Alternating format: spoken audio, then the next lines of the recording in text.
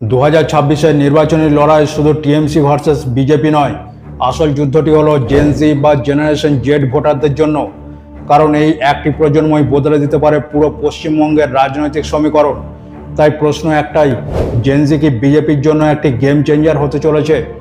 সরকারি তথ্য অনুযায়ী পশ্চিমবঙ্গে প্রায় 13.7 মিলিয়ন অর্থাৎ 1,37,00,000 ভোটার 18 থেকে 29 বছর বয়সী।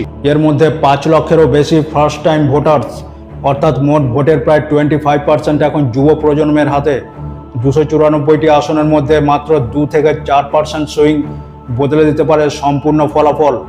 এবং এই পরিবর্তনটি এমপ্লয়মেন্ট, এডুকেশন এবং গুড গভর্নেন্সের মতো বিষয়গুলিতে মনোযোগী এবং অধিক সম্পৃক্ত একটি প্রজন্মের প্রতিফলন। বেশ কয়েকটি রাজ্যে নির্বাচনী ব্যবধান কম হওয়ায় তরুণ ভোটারদের ক্রমবর্ধমান অংশ নির্বাচনের ফলাফল নির্ধারণে একটি নির্ণায়ক ভূমিকা পালন করতে পারে, যা ভারতের রাজনৈতিক প্রেক্ষাপটে একটি উল্লেখযোগ্য পরিবর্তনের সূচনা করবে। কিন্তু কেন এই জেনজি এত গুরুত্বপূর্ণ? জেনজি বা ইয়াং জেনারেশন প্রবীণ প্রজন্মের মতো নয়। তারা ইডিওলজি বেসড নয়, বরং ইস্যু বেসড এবং সোশ্যাল মিডিয়া ড্রিভেন। তারা পারফরমেন্স পলিটিক্স চায়। তাদের কাছে টিএমসির প্রত্যাবর্তন এবং বিজেপির নেতৃত্বাধীন পরিবর্তনের মধ্যেকার পছন্দটি এখন আর ঐতিহ্য, আদর্শ বা উত্তরাধিকার সূত্রে প্রাপ্ত রাজনৈতিক আনুগত্যের ওপর নির্ভরশীল নয়, বরং এটি একটি সুযোগ, সুশাসন এবং দীর্ঘমেয়াদী সম্ভাবনার বাস্তবসম্মত মূল্যায়নের দ্বারা চালিত হয়। 2011 সালের রাজনৈতিক পরিবর্তন সরাসরি প্রত্যক্ষ করলেও জেনজি এই পরিবর্তনকে সুদূর অতীতের ইতিহাস হিসেবেই দেখে। অতীতের আখ্যানের চেয়ে বর্তমান বাস্তবতায় তাদের রাজনৈতিক সম্পৃক্ততাকে বেশি প্রভাবিত করে। সোশ্যাল মিডিয়া অ্যাওয়ারনেস এবং ডিজিটাল পরিচিতির জোরে তারা নির্বাচনী প্রতিশ্রুতিগুলিকে সংশয়ের চোখে দেখেন এবং তথ্য যাচাই করার ব্যাপারে তাদের প্রবল ঝোঁক থাকে। তাদের প্রধান দাবি এমপ্লয়মেন্ট, স্কিল ডেভেলপমেন্ট এবং করাপশন ফ্রি রিক্রুটমেন্ট, যা গত 15 বছরে প্রায় নষ্ট হয়ে গেছে। কারণ টিএমসির পাহাড় প্রমাণ দুর্নীতির অভিযোগ এখানে তাৎপর্যপূর্ণ, বিশেষ করে নিয়োগ প্রক্রিয়ায়। যে প্রজন্ম মেধাভিত্তিক ব্যবস্থাকে মূল্য দেয়, তাদের কাছে এই ধরনের বিতর্ক বিদ্যমান ব্যবস্থার ওপর আস্থা কমিয়ে দিয়েছে। তাই রিক্রুটমেন্ট স্ক্যাম এবং জব ক্রাইসিসের মতো বিষয়গুলি সরাসরি জেনজিকে প্রভাবিত করেছে। এবং এই জ্বলন্ত বিষয়গুলি ট্রান্সপারেন্সি, গভর্নেন্স রিফর্ম এবং কেন্দ্রের সঙ্গে জোটবদ্ধ ডাবল ইঞ্জিন সরকার গঠনের মতো বিজেপির ন্যারেটিভকে শক্তিশালী করে তুলেছে। তাছাড়া এই প্রজন্মের মধ্যে অ্যান্টি ইনকামবেন্সি বা সরকার বিরোধী মনোভাবও রয়েছে তীব্র।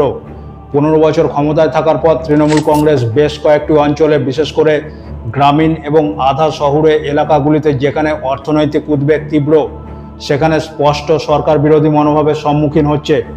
বিজেপির নির্বাচনী ইস্তেহার এই অবস্থাকে আরও শক্তিশালী করে তুলেছে এবং এর সঙ্গে যুক্ত হয়েছে শাসনতান্ত্রিক সংস্কার, দুর্নীতি বিরোধী অভিযান এবং ইউনিফর্ম সিভিল কোড বাস্তবায়নের প্রতিশ্রুতি। অনেক তরুণ ভোটার তাদের নিজের রাজ্যে অর্থাৎ পশ্চিমবাংলায় বড় আকারের বেসরকারি বিনিয়োগ এবং শিল্পায়নের অভাব নিয়ে হতাশা প্রকাশ করে, যার ফলে বেঙ্গালুরু, পুনে এবং হায়দ্রাবাদের মতো শহরগুলিতে প্রতিভাবানদের ক্রমাগত স্থানান্তর ঘটছে। তাছাড়া জেনজি ভোটারদের কোনো একক রাজনৈতিক দলের প্রতি অনুগত থাকার সম্ভাবনাও কম। তাদের সম্পৃক্ততা পরিবর্তনশীল, বিষয়ভিত্তিক এবং প্রায়শই বাস্তব ঘটনা প্রবাহ দ্বারা প্রভাবিত হয়। মজার ব্যাপার হলো যে এই জনগোষ্ঠীর একটি বড় অংশ নিজেদেরকে অরাজনৈতিক বা অ্যাপলিটিক্যাল বলে পরিচয় দেয়, যদিও তাদের উদ্বেগগুলি প্রকৃতগতভাবে গভীরভাবে রাজনৈতিক। তারা কোনো ক্যারিসম্যাটিক নেতৃত্ব চায় না, বরং তারা প্রশাসনিক দক্ষতার ওপর বেশি মনোযোগ দেয়। আজকাল সামাজিক যোগাযোগ মাধ্যমগুলো তাদের কণ্ঠস্বরকে আরও জোরালো করে তুলেছে, যার ফলে তারা প্রকাশ্যে প্রশাসনিক ব্যর্থতার সমালোচনা করতে এবং জবাবদিহিতা দাবি করতেও পিছপা হচ্ছে না। এবং এটাই আজকের তরুণ প্রজন্ম বা ডিজিটাল নেটিভস। 2024-এর একটি ডেটা অনুযায়ী জানা যায় যে 18 থেকে 25 বছর বয়সী যুবকদের 39% এবং 26 থেকে 35 বছর বয়সী প্রজন্মের 37% বিজেপির দিকে ঝুঁকে রয়েছে।